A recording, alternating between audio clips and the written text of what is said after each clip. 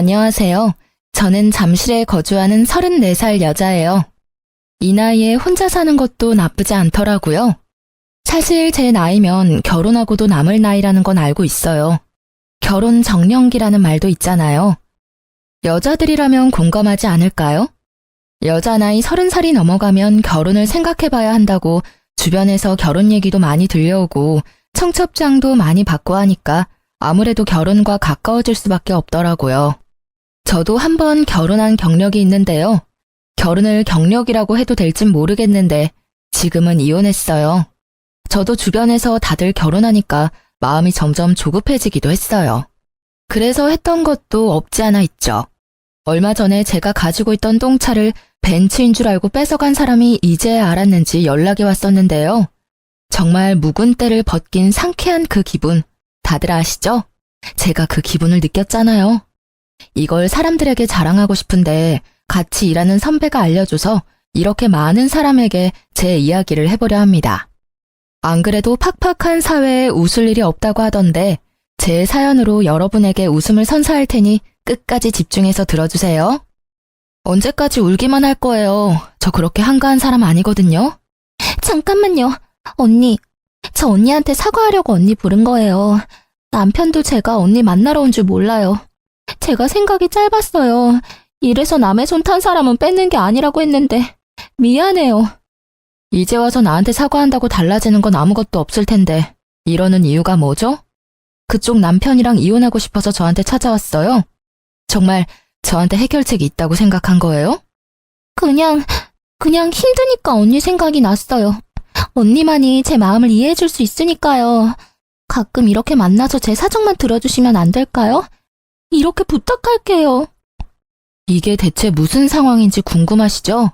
저를 찾아와서 언니라고 친한 척하며 눈물 콧물 질질 짜고 사과하는 사람은 바로 제 남편과 바람난 상간녀랍니다. 상간녀가 본인이 먼저 저를 찾고 이렇게까지 사과하는 게 신기하다고요? 이 얘기를 하려면 남편과 결혼 생활하던 2년 전쯤으로 돌아가야겠네요. 제가 남편과 결혼했을 때 집안 공기가 묘하게 바뀌는 걸 나중에서야 알았는데요. 시어머니와 남편은 시아버지 앞에서는 꼼짝도 못하더라고요. 시댁의 기둥은 시부였죠. 어쩐지 시댁에 처음 인사하러 갔을 당시에 시모 눈빛은 제가 크게 마음에 안 드는 것 같은데 말과 행동은 사근사근하게 구니까 뭐가 진짜인지 헷갈렸었거든요. 그게 다 시부 앞이라 그랬던 거였더라고요. 아무튼 시모는 시부가 없는 시간에만 교묘하게 저를 괴롭혔어요. 예, 너 오늘 쉬는 날이라면서? 쉬는 날이면 째깍째깍 시댁에 와야지. 내가 이런 사소한 일까지 알려줘야 하니? 어쩜 이렇게 손이 많이 가는 애가 며느리로 왔는지 참. 저 양반은 그저 일하는 사람이라면 두 팔 벌려 환영하는 버릇 좀 고쳐야 해. 시어머니는 제게 시부욕을 스스럼 없이 하셨는데 처음 이런 얘기를 들었을 때 얼마나 당황했는지 몰라요. 얼른 시댁으로 오라고 불효령을 하시곤 전화를 끊으셨거든요. 시아버지는 숙박 사업을 하시는 분이라 일주일 내내 회사로 출근하셔서 시댁엔 거의 시모 혼자 있었죠. 남편은 시부 회사에서 일을 배우고 있었고요. 저는 호텔리어라 주로 휴무날이 주말이 아닌 평일이거든요. 그런데 시모가 절 부르는 날마다 제 휴무날인 게 이상하더라고요. 아들한테 물어보면 다 알려주니까. 행여나 너 나한테 거짓말할 생각 마라. 넌 내 손바닥 아니야. 네가 아무리 발버둥 쳐봐라 내 눈 밖에서 벗어날 수 있나. 가서 배고프니까 밥이나 좀 차려와. 난 맨날 네 시아비 아침 저녁 차리느라 낮엔 꼼짝도 하기 싫다. 어머님, 제가 집에서 쉬는 사람도 아니고 저도 일주일에 이틀 쉬는데 저도 쉬고 싶어요. 이럴 거면 제가 이모님이라도 불러드릴까요? 어젠 야간 근무여서 잠도 얼마 못 잤다고요. 이모님은 무슨, 그럴 돈 있으면 나한테나 줘봐라. 그리고 그런 사람 부르면 네 시아비가 가만히 있겠어? 무슨 돈으로 불렀냐부터 시작해서 잔소리란 잔소리는 다 알 텐데 그 잔소리를 네가 듣겠니? 내가 듣지. 넌 나이도 젊은 게 잠이 부족해서 되겠니? 운동 좀 해. 시모는 이렇게 시아버지가 없을 때면 저를 식모처럼 부려먹을 생각만 하고 사셨나 봐요. 본인 밥 차려오라는 건 애교 수준일 만큼 시어머니의 시집살이는 날이 갈수록 심해졌거든요. 하루는 비가 추적추적 내리는 날이었는데 날씨는 전혀 상관이 없어요. 시모는 또 저를 시댁으로 불렀죠. 마당에 잔디가 많은데 비가 오면 저 잔디들이 더 크고 튼튼하게 자랄 거 아니야. 난 쭈그리고 앉으면 무릎이 쑤시고 비 오니까 허리 아파서 못하겠으니 네가 나가서 잔디 좀 뽑아라. 네? 비 오는데 잔디를 어떻게 뽑아요? 그리고 아버님이 잔디 깎는 기계 사들인 걸로 알고 있는데 비 그치면 제가 기계로 다 깎을게요. 오늘은 날씨가 이래서 못해요. 저도 못한다고요. 젊은 애가 못하는 게 어딨어? 넌 회사에서도 상사가 일 시키면 못하겠다고 이러니? 네 시아비가 시킨 일이니까 잔말 말고 해. 안 해놓고 있다가 그 양반 퇴근하고 오면 또 나만 혼나잖아. 참, 기계로 밀면 얼마 못 가서 바로 자라니까 직접 네 손으로 하나하나 뿌리까지 확실히 뽑아야 한다. 시모는 자기가 해야 하는 일을 보란 듯이 저에게 시키고는 했어요. 그러면서 본인은 방에 들어가서 친구와 통화하는 건지 깔깔대는 목소리가 거실까지 들리길래 그 가증스러운 목소리에 열이 끝까지 받더군요. 비옷을 갖춰 입고 마당으로 나갔습니다. 시어머니가 마당 모퉁이에 작은 텃밭을 가꾸시거든요. 저는 속에서 끓어오르는 화를 참지 못하고 시모가 텃밭에 열심히 심어놓은 상추, 쪽파, 방울토마토 싹을 전부 다 뽑아서 텃밭을 흐트려 놓고는 몰래 집으로 돌아갔죠. 네, 간단히 말하면 시모 텃밭을 망쳐놓고 도망친 거예요. 왜 그런 말이 있잖아요. 잘하면 잘할수록 내가 할 일은 더 늘어나기 마련이라고. 시모가 딱 그런 부류인 것 같길래 더는 나한테 일 시키지 말라고 제대로 알려줬네요. 집에 가서 샤워를 마치고 낮잠까지 자고 일어났는데요. 눈을 뜨자마자 전화가 울리길래 봤더니 시모더라고요.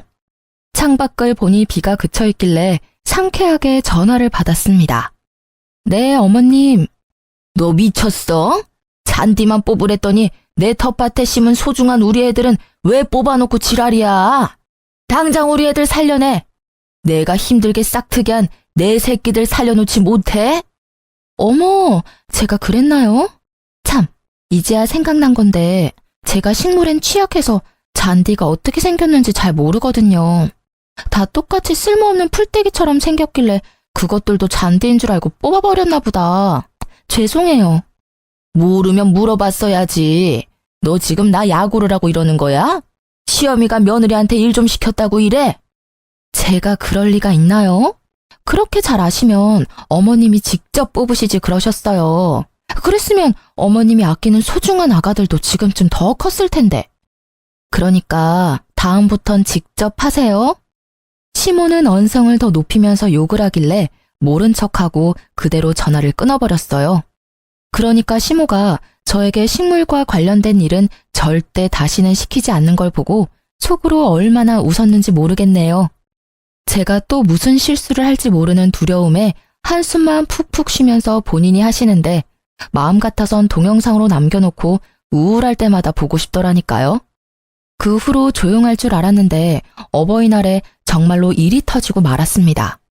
어버이날에 제가 또 휴무여서 남편은 회사 출근하고 저 혼자 시댁에 일찍 갔는데요. 내가 요즘 피부가 푸석푸석하고 윤기가 없는 게 얼굴에 팩을 좀 해야겠어. 네, 그러세요. 그런데 집에 팩이 없는데 넌 젊으니까 피부 관리하는데 잘 알 거 아니야? 시모 말을 듣고 이번엔 나더러 팩을 사와 달라고 심부름까지 시키는구나 하는 생각이 들더군요.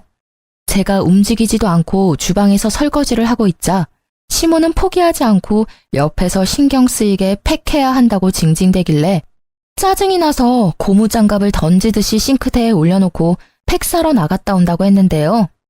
예, 지금 뭐 하는 거니? 난 화장품 가게에 파는 화장품은 뭐가 들었는지 믿을 수가 없어. 아무리 좋은 성분이 들어갔다고 해도 내 피부가 워낙 예민해서 함부로 못 쓰거든? 네? 그래서요? 그래서는 뭐가 그래서야. 네가 직접 만들어서 해줘야지. 수제 팩 알지? 요즘 집에서 다들 건강한 재료만 가지고 직접 만들어서 팩하니까 피부가 반질반질 하더라고. 난 방에 가서 좀 누워있을 테니 얼른 만들어서 가지고 와라. 다시 생각해도 저때 시모가 얼마나 얄미운지. 팩을 만들어서 시모에게 가져가는 동안 입에서 욕이 끊이질 않았죠. 대체 뭘로 팩을 만들어야 하는지 머리가 새하했거든요. 그러다 냉장고를 열어보니까 오이가 눈에 보이대요. 오이 팩은 집에서도 많이 하니까 오이를 써야겠다 했는데요. 오이가 흐물흐물한 게 상태가 영 좋아 보이진 않았어요. 하지만 오이를 입에 넣을 게 아니잖아요. 어차피 먹는 게 아니니까 오이를 믹서기에 갈아서 시모 얼굴에 얹어줬더니 좋아하더라고요. 그때 거실에 있는 전화기가 울렸고 시모가 벨소리 시끄럽다며 얼른 나가서 전화나 받으라고 하더군요. 받았더니 시아버지였어요. 나 오늘 일찍 집에 들어가니까 일찍 저녁 먹자고. 내 말 들었어? 왜 대답이 없어? 아버님, 저예요, 미선이요. 제 목소리에 시아버지도 한참 말이 없으셔서 전화를 끊어야 하나 시모를 불러야 하나 고민하고 있는데 다시 들리는 시아버지 목소리에 마른 침을 삼키며 집중했어요. 1시간 내로 집에 들어갈 테니 가지 말고 기다리고 있어라. 오랜만에 같이 저녁이나 먹자꾸나. 방에 돌아가서 팩을 해주며 시모에게 조금 전 통화 내역을 알려주려는데 제 말을 들으려고 하지 않더군요. 그저 자기 얘기 좀 들어보라면서 제 말을 자꾸 끊길래 저도 시부가 온다고 말하지 않았죠. 시모가 팩한 지 1시간 가까이 지났을까요? 갑자기 시어머니가 화를 내더라고요. 너 때문에 이게 뭐야? 내 피부 좀 봐. 팩하다가 따가운 게 도저히 못 참겠어서 거울을 봤는데 내 피부 대체 왜 이러니? 너 나한테 무슨 짓을 한 거야? 여기 뾰루지까지 올라왔잖아. 에이! 시모는 발악을 하더니 손에 들고 있는 축축한 오이팩 시트를 제 옷에 집어 던지기까지 했어요. 저도 열이 받아서 한마디 하려는 순간 시부가 등장하는 바람에 계획을 바꾸기로 했습니다. 시모 목소리가 워낙 커서 그랬는지 시모는 시부가 들어오는 소리를 못 들었나 봐요. 시모는 주방 안에 있던 저를 보고 있어서 등 뒤에 있는 시부를 보지 못했고 저 혼자 시부와 눈이 마주치자마자 바로 고개 숙이고는 우는 척 연기했죠. 어머님, 죄송해요. 제가 잘 확인하고 팩을 드렸어야 했는데 다 제 불찰이에요.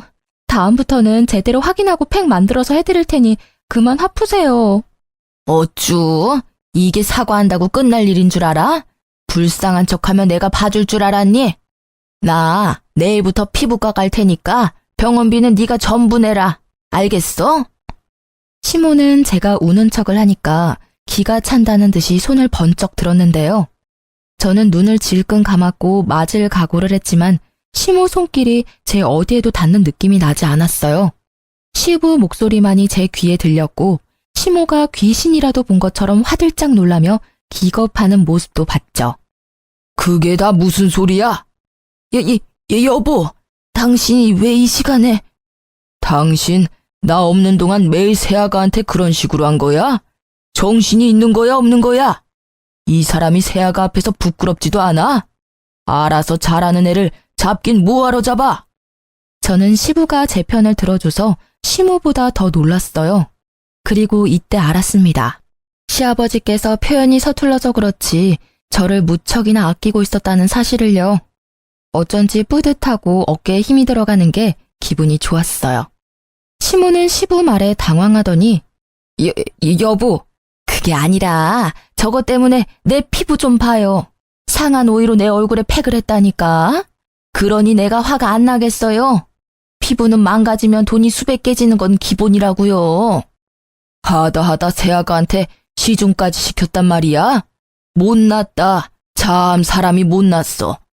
쭈글쭈글한 피부에 그깟 팩한다고 당신이 새아가 피부처럼 되는 줄 알아? 정신 좀 차려. 시모는 괜히 한마디 했다가 시아버지께 더 혼이 났고 저는 이때다 싶어서 우는 척 연기하며 시모가 제게 한 짓들을 전부 일러바쳤어요. 시부는 저에게 시모가 조금이라도 일을 시킨다면 바로 자기에게 얘기하라고 끝까지 제 편을 서주시고는 멋있게 방으로 들어가셨습니다. 시모는 그런 시부를 쫓아가셨고요. 저는 그날 이후로 시부 앞에서는 은근히 부탁하는 말투로 시모를 부려먹었죠. 어머님, 젓가락이 떨어졌는데 하나만 가져다 주시면 안 될까요? 어머님이 제일 가까워서요.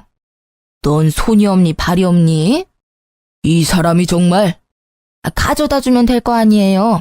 내가 가져다 주려고 했어요. 아유, 참. 잠깐만 기다려라. 아, 어머님, 일어나신 김에 시원한 물 한 잔도 부탁드릴게요. 이렇게 제가 시모와 고군분투하는 동안 남편에게 솔직하게 얘기한 적이 있었는데요. 남편은 들은 척도 안 하더라고요. 그저 저만 계속 참으라며 자기 엄마 편만 드는 거 있죠? 시부는 하나도 안 닮고 시모 성격만 어쩜 저리 닮았는지 더 얘기하면 저만 속이 터졌어요. 그래서 남편과 그다지 사이가 좋지 않았는데 호텔에서 동료들끼리 부부 동반 여행을 가자며 동료가 추진했고 저도 이번 기회에 남편과 사이도 풀 겸 남편에게 여행 가자고 했거든요. 공짜야? 내 돈 한 푼도 안 쓰는 거면 당연히 가지. 운전도 당신이 하는 거지? 요즘 운전만 하면 빨리 피곤해진다고. 나 가서 잠만 자? 그래도 되면 내가 운전하고. 남편은 저와 하는 건 뭐든 하기 싫어하고 본인 돈, 체력, 시간을 쓰는 걸 굉장히 아까워했습니다. 그래도 저만 빠지긴 좀 그래서 남편에게 최대한 맞춰주기로 하고 겨우 같이 갈 수 있었네요.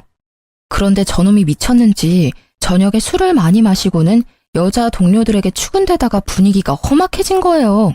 어차피 같이 온 여행인데 다 같이 놀아야 재밌죠. 우리 술게임 할래요? 술게임! 그만하시죠. 술 많이 드신 것 같은데. 그만 들어가서 주무시는 게 낫겠네요. 제가 방에 데려다 드릴 테니까. 아이씨, 넌 뭐야? 나 지금 희정씨랑 얘기하고 있잖아. 희정씨, 이리 와봐요. 그래요, 정우씨. 많이 취한 것 같으니까 그만 들어가서. 남편은 제 동료인 희정씨 팔을 잡고 끌어당겼다가 희정씨 남편에게 주먹을 맞고 말았어요. 결국 남편은 그대로 기절해서 동료 남편들이 남편을 방까지 데려다 주기까지 해야 했습니다.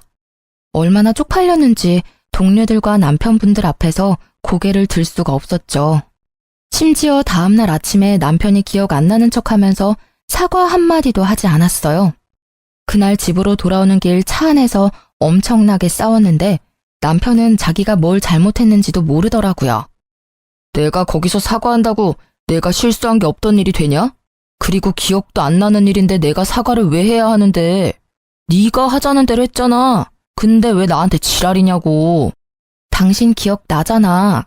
나면서 사과하기 싫어서 당신도 쪽팔리니까 기억 안 나는 척한 걸 내가 모를 줄 알아? 내가 희정씨한테 전화할 테니까 당신 무조건 잘못했다고 사과해. 희정씨 남편분에게도 사과하고. 아이씨, 운전하는데 열받게 할래? 나 좀 내버려 둬. 난 네가 하자는 대로 해줬잖아. 그러니까 너도 한 번은 내가 하고 싶은 거 하게 해줘야 할 거 아니야. 그래야 수지타산이 맞지. 넌 호텔에서 일하는 애가 계산이 안 돼? 머리가 안 돌아가? 으휴. 이렇게까지 말 안 통하는 사람 보셨나요? 저는 처음 보거든요.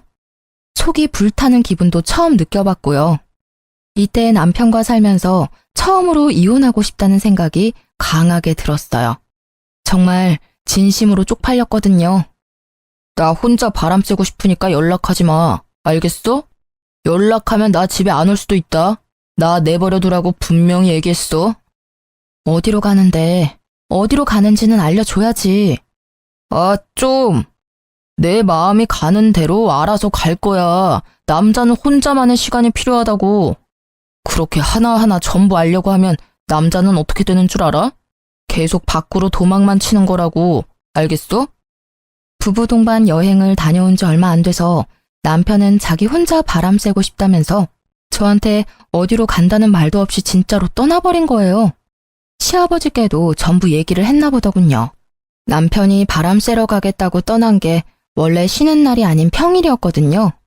안 그래도 저는 시부와 가끔 톡 정도는 주고받고 있었는데 다음날 갑자기 시아버지가 제게 200만 원을 입금해주면서 남편이랑 둘이 여행 가는데 맛있는 거 사 먹으라고 톡이 왔더라고요. 대체 이게 무슨 말이지? 남편이랑 여행은 뭐고 이 돈은 뭐지? 궁금증을 참지 못하고 물어봤죠.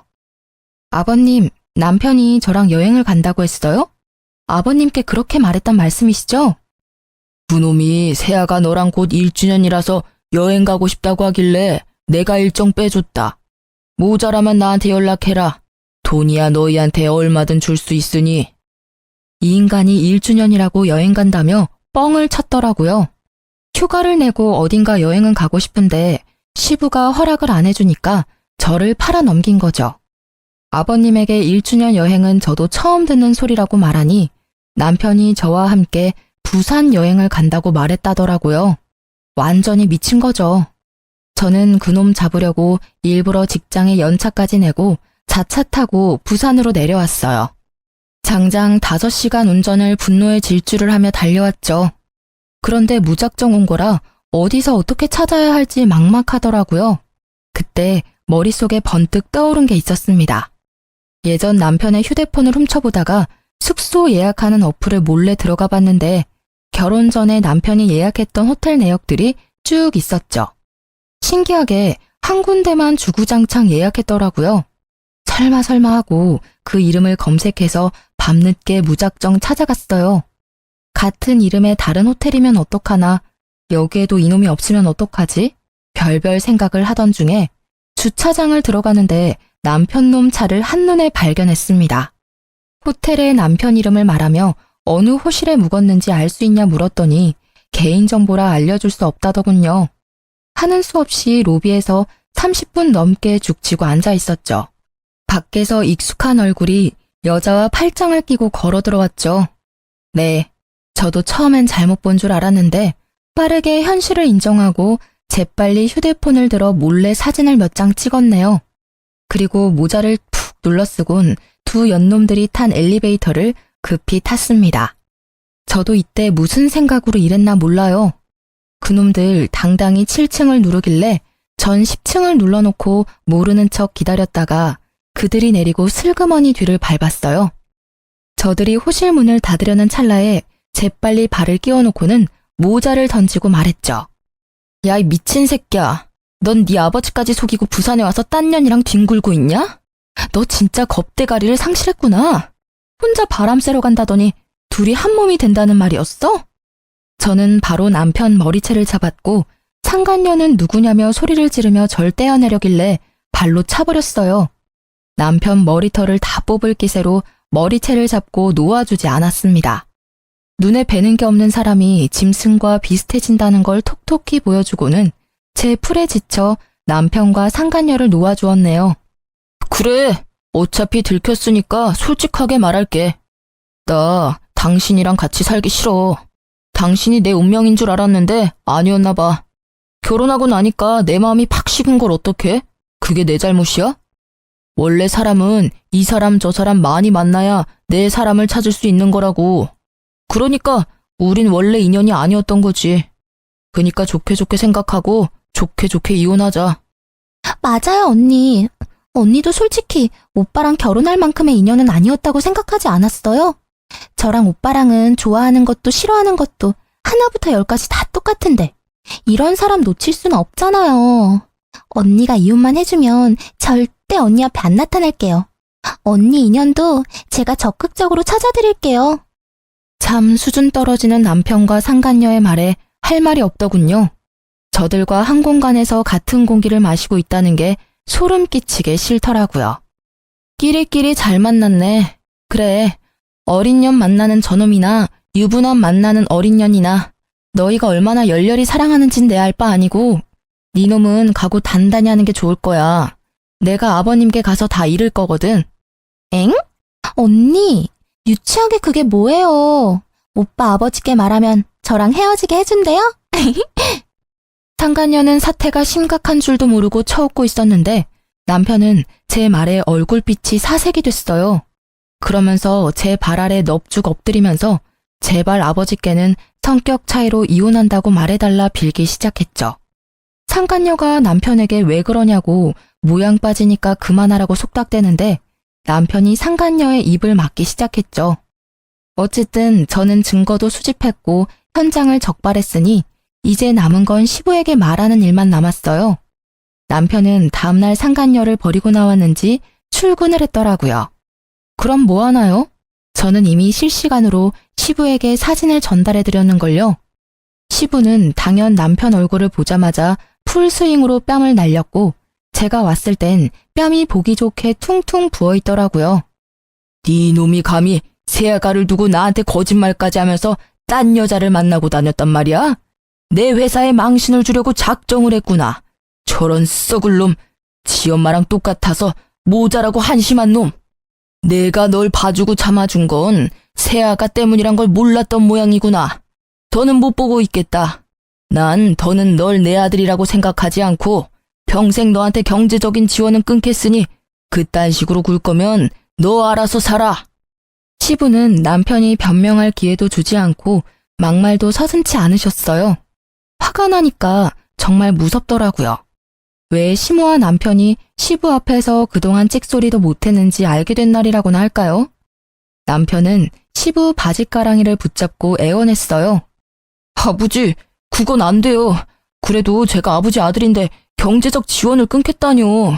제가 뭘 그렇게 잘못했다고 그러세요? 전 사랑하는 사람을 만났을 뿐인데 그게 이렇게까지 할 일이라고요? 이놈이 그래도 정신을 못 차리고 얼마나 더 쳐맞아야 정신 차릴 거야? 그 입을 당장 뜯어버리기 전에 조용히 사과하지 못해? 시부 말씀대로 정말 못나도 너무 못난 모습에 있는 정 없는 정 오만 정이 다 떨어지더라고요. 못난 아들 때문에 마음고생하게 해서 미안하구나. 내 저놈을 대신에 사과하마. 대아가 넌 어떻게 하고 싶으냐? 네가 하자는 대로 해줄 테니 얼른 말해봐. 아버님이 너무 좋아서 조금 전까지도 고민했는데 저놈이랑 이혼하고 싶어요. 제가 불륜은 절대 참고 넘어갈 수가 없겠더라고요. 자꾸 그날이 떠올라서. 참, 아직 아버님께 못 보여드린 게 있는데 이거 한번 보시겠어요? 저는 시아버지 앞에서 한 번 더 눈물 연기를 하면서 휴대폰을 들이밀었어요. 그건 상간녀가 제게 보낸 메시지였거든요.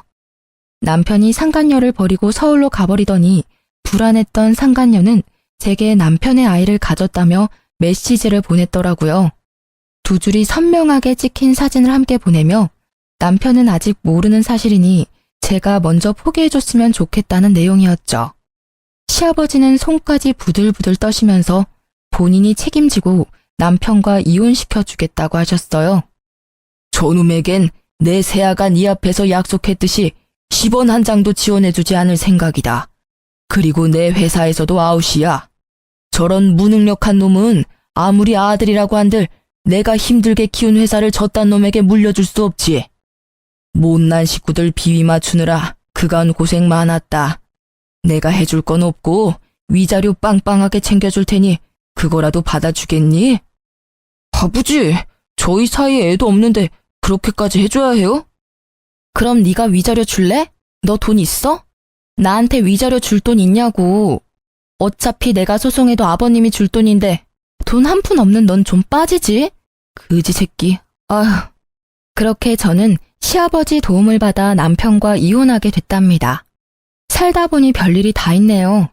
저도 제 인생에 이혼할 줄은 꿈에도 몰랐는데 역시 사람 사는 게 쉽지 않더라고요. 다들 이런 생각 한 번은 해보고 살지 않나요? 앞날은 모른다고들 하잖아요. 그래도 전 시부와는 종종 연락을 주고받고 있어요. 아버님처럼 좋은 인생 선배를 그딴 놈 때문에 잃기는 싫었거든요. 그렇게 전 남편과 이혼하고 7개월이 지났을 때였는데 모르는 번호로 전화가 와서 받았는데요.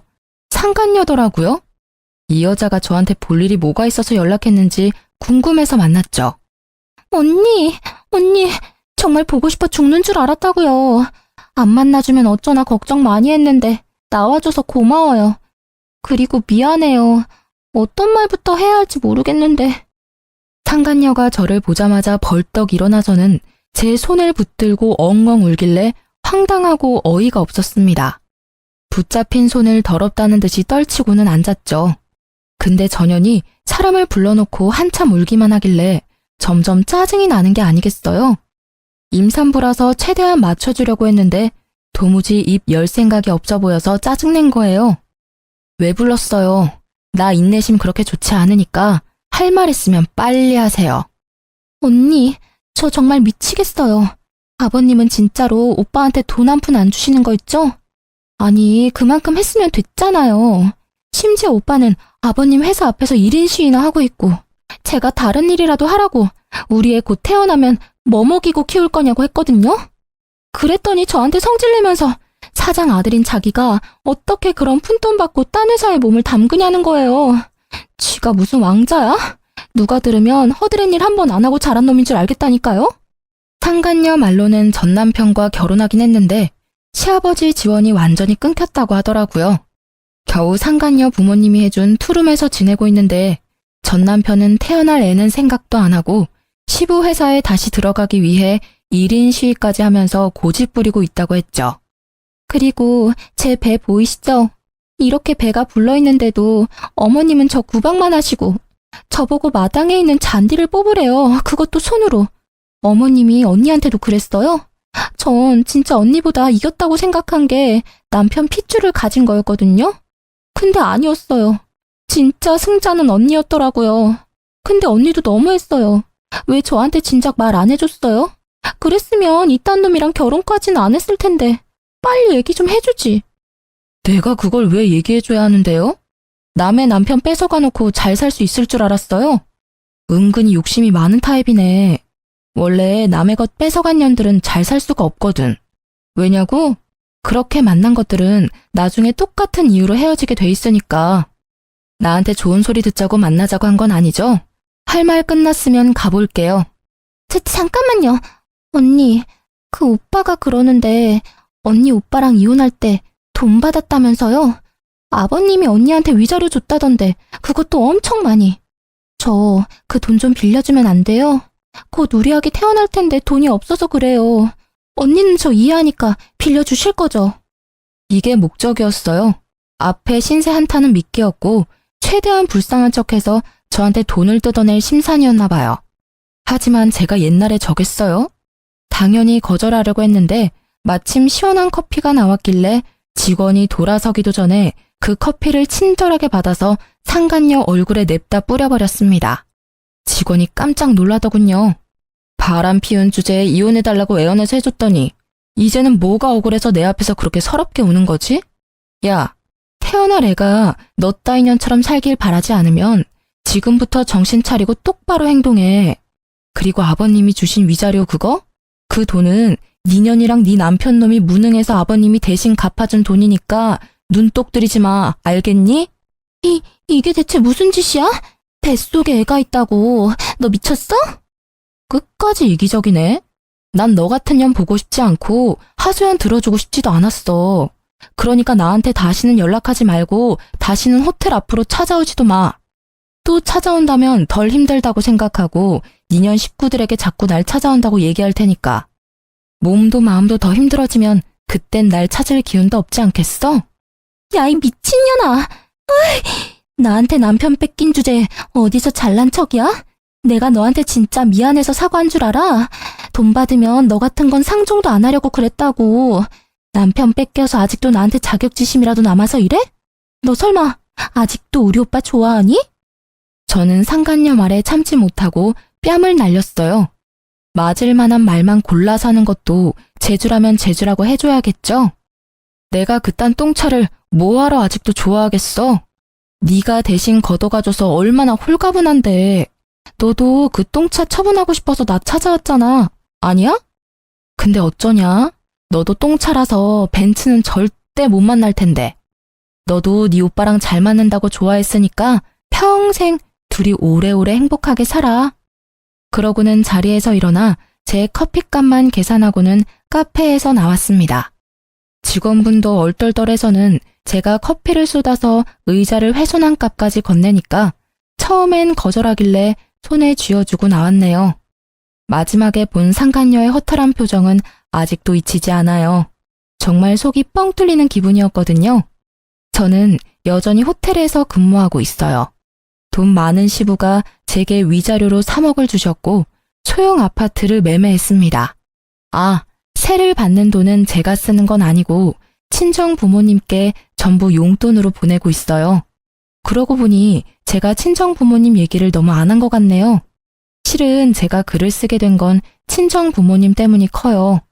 친정 부모님이 아직도 제가 전 남편과 이혼한 사유가 불륜 때문인 줄 모르시거든요.